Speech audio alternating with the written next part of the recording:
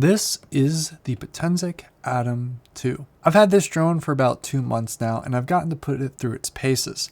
There are a number of things that I like about this, and there are a few caveats that I'll make sure that I share in today's video.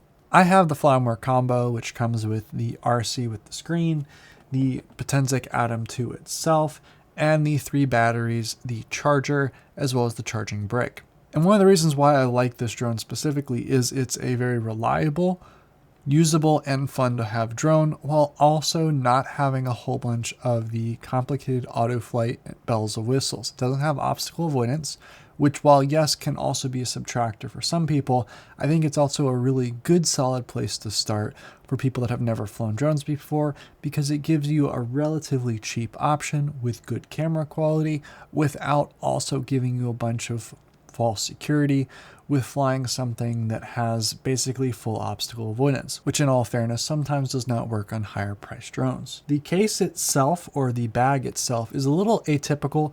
It has 2 zippers that you have a single strap to pull it open. Everything fits nicely inside, and the bag itself is well designed. My personal favorite from this drone itself is the RC. I actually like this RC a lot. It feels very high quality, just like what you'd have on DJI. It's heavy, hefty, solid, well built, and has basically all the functionality you want. The sticks themselves fit into the back nicely. The buttons are tactile and good, and the antennas fold up like such. Honestly, overall, I really like this screen. I really like the way that this user interface works, and I really like the overall experience that I had with this drone. But the RC is personally one of my highlights. I do have the DJI RC2. I do find that this controller is more than adequate, and especially for this price range, it's a really solid controller. However, there is one caveat with this whole experience that I've noticed, is that the transmission quality on this, especially with going distances, is much more sensitive to how you have the antennas angled. So for example, if the drone is where the camera is now, it is very important that I make sure that the antennas are angled like such, so wherever I'm facing, versus transmission with, for example, DJI drones is not that picky. However, I understand that, there is a difference in budget and also price range, but transmission would probably be my only complaint on this entire drone with my experience with it. Sometimes it just lost a little bit of the transmission capability if I was not directly aiming the RC at the drone. Also, I was able to let some other people fly this drone and get some of their input. And some big things that they also appreciated compared to their drones was just the ability of having both a record and also a picture button, dedicated picture button. The zoom is pretty solid, but again, it's a 48 megapixel sensor, so you're doing basically a cropping zoom. If you're taking pictures, videos, you're recording a smaller subset of that. So it does give you some flexibility, and the gimbal is pretty good as well. You can look up a little bit. You can also adjust all these settings in flight. The GPS does lock pretty quickly, and overall it's a really solid system. I still was able to get really good range, especially with pointing the RC's antennas properly. So I wouldn't complain that much, but it is super sensitive on how you have it angled. As for charging setup, it hasn't really changed much since the Potensic Atom 1. You have the standard 3 batteries, the parallel charger that can charge multiple batteries at once, and the dedicated charging brick that charges them relatively quickly. Again, nothing really to complain here. The locking mechanism is solid, locks into place, and then everything works great. In addition, though, you do get this wonderful little strap now on the Atom 2, which keeps everything in place. I do have the Potensic Atom 1 right here. There's some changes on the bottom, some more labeling, but overall, not much has changed cosmetically between the two. However, you do get better, more megapixels pictures, 48 megapixels, and they also have these wonderful addition of these ND filters, which overall, this little ND filter is a wonderful little thing. It just clips on. You can rotate it to apply your various different stops of ND, and it does reliably stay on during flight, though it's a little finicky to get on at first. I personally just find myself leaving it on and not really ever taking it off. Everything else is very similar to the original Atom or the Atom 1, but other than that, build quality is as good as you would expect. And again, very high quality, especially for a drone at this price range. I've also noticed some differences specifically in flying this drone. The flight performance has gotten slightly better. I was able to fly this in some windy conditions. And also the video, I would say, maybe with this different sensor, was also really solid. So definitely an added improvement in terms of the flight performance, at least in my experience flying the original versus the original Potensic. Photo quality definitely is a step up from the 12 megapixels on the Potensic Atom 1. However, it still is not the same 48 megapixels as you would get on something like a DJI drone. I don't know if it's just purely a software difference, but I definitely can tell that there is a discrepancy and a little bit more noise than what was found in DJI, but I do chalk that up to a software difference. It does seem that there is some type of algorithm difference between the DJI and then now this Potensic drone, but overall was not that big of a deal breaker. I also did find, maybe just with the combination of using the ND filter and taking pictures, that the colors themselves were still kind of off.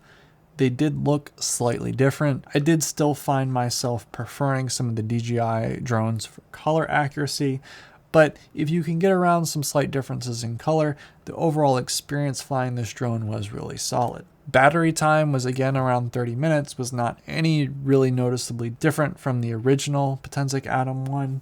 I think the highlights of this experience though is just getting a drone with a controller with a screen that is actually really solid.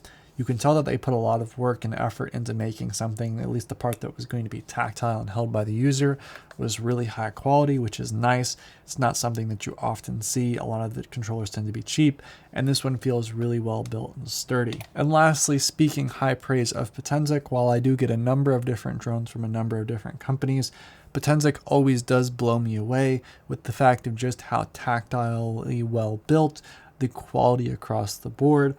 It definitely outcompetes anything like a Holy Stone or a Ruko drone. And I personally am rooting for Potensic, along with 00 Robotics, which makes the hover air drones. Potensic is probably one of the other really big competitors in the consumer drone space that I would take seriously. I really do like their stuff. I think they do a good job.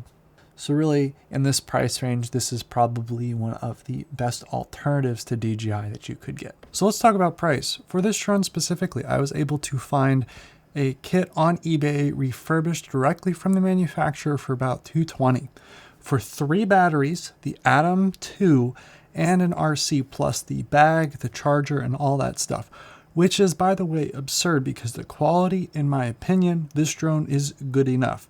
Now, if you want to get obstacle avoidance, you're looking at something maybe like a DJI-level. Maybe if you get the 3 batteries, you're pushing $500 to $600, and that does not have a screen, but it does have the 360-degree obstacle avoidance.